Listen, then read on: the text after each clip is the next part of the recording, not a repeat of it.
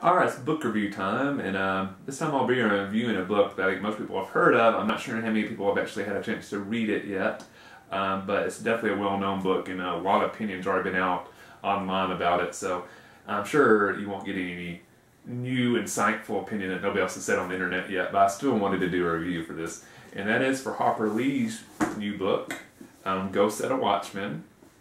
So before I start talking about that book, I should say To Kill a Mockingbird is one of my favorite books of all time.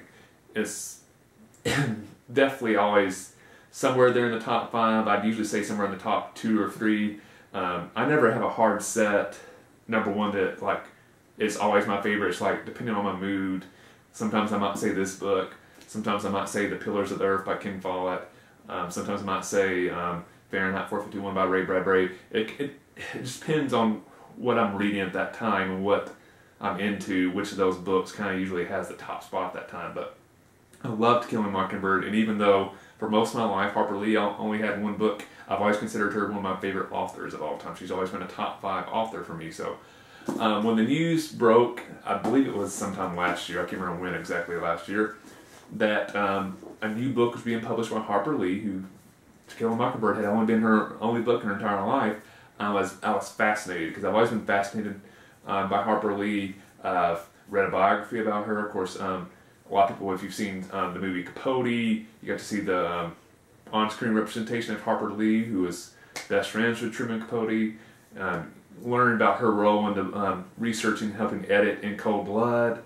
So she has this fascinating backstory. And I think what a lot of people are so fascinated about that she wrote this great American book, and then nothing else after that. You know, she did one book and then she was basically done.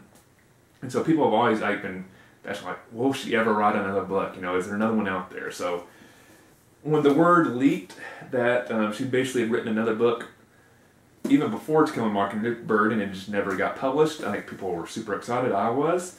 And that turned out to be Go Set A Watchman, which is basically, it's kind of a weird way to think about it. So basically it's kind of a follow-up novel to Kill a Mockingbird, because it's set after To Kill a Mockingbird, about, I guess, 20 years or so after the events of To Kill a Mockingbird, but it was actually written before To Kill a Mockingbird, and so it doesn't match up exactly, because I don't think when she wrote this, she didn't really have To Kill a Mockingbird in mind, and the story, which I don't know how much is true or not, is that her publisher kind of rejected this, and that led to her writing To Kill a Mockingbird and getting that published. So it really wasn't meant to be a sequel, it just kind of existed, and it was published, you know, very recently, finally. So, I know a lot of people have very passionate feelings about this, partly because of how much people love Killing Mockingbird. So one, I think is important when I went into reading this book, and I hope other people keep this in mind, is, you know, To Kill a Mockingbird is considered one of the best books of all time, so that's somewhat of an unfair level of expectation to put on this book. Like, it almost has to be like, this has to be one of the best books ever, or it's a disappointment, it's a bad book. So I tried to go in there and like have no levels of expectation, not keep in mind that like, oh, To Kill a Mockingbird is so awesome, this book has to be as good or otherwise it's a disappointment. So I think that helped me enjoy it more than some other people who have felt disappointed by it. So that was how I approached reading it. So first, what did I like about it? One, not surprising that the parts of the book I enjoyed the most were really the flashbacks to Scout's childhood with Jim and Dill, and basically the antics they were up to, which is not surprising because basically those parts of the books felt like you were reading almost like extra unpublished chapters to Kill a Mockingbird. You could have easily seen those stories just being plugged into Kill a Mockingbird, them adding 50 pages, and then them coming out like, oh, we found some chapters that Harper Lee had intended to originally publish for To Kill a Mockingbird, but they got cut out. We're going to add them back in. Almost like an extended director's cut with a movie. So those felt very much like To Kill a Mockingbird, and they were very, very entertaining. I enjoyed them a lot.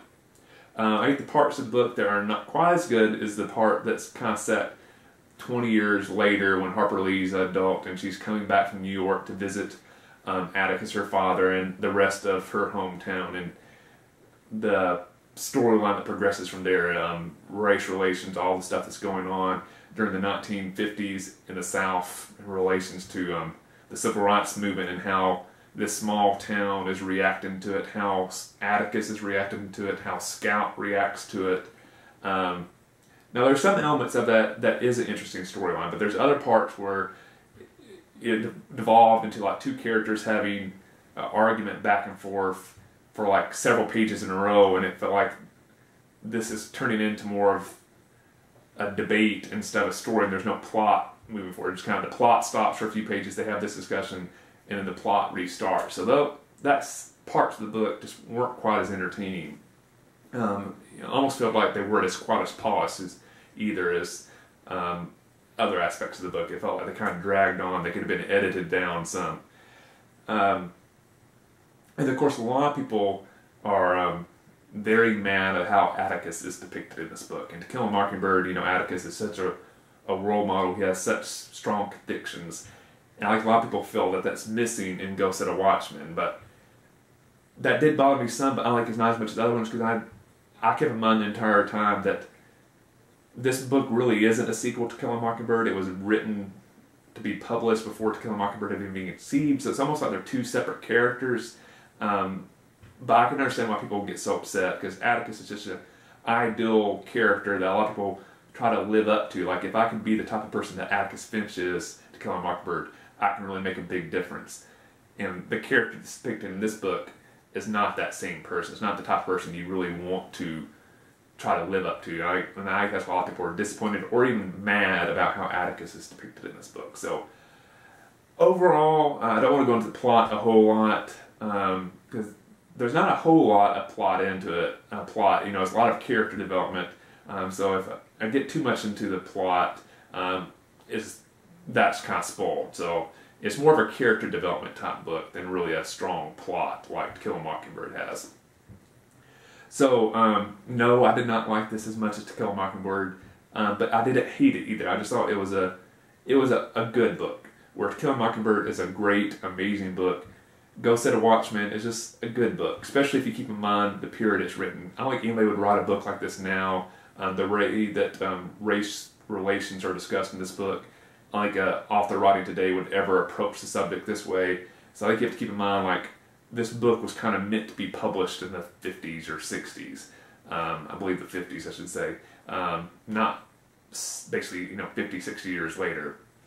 So I think if you like To Kill a Mockingbird and you haven't read this yet, I would encourage you to check it out, but just keep in mind, lower your expectations. Don't expect it to be a true sequel to Kill a Mockingbird. And I think then you'll enjoy elements of the book more than you would otherwise. But at the same time, understand you're probably going to be disappointed in some ways with the characters presented. So that's my review of Go Set A Watchman. If you've read this book, let me know what you think in the comment section below.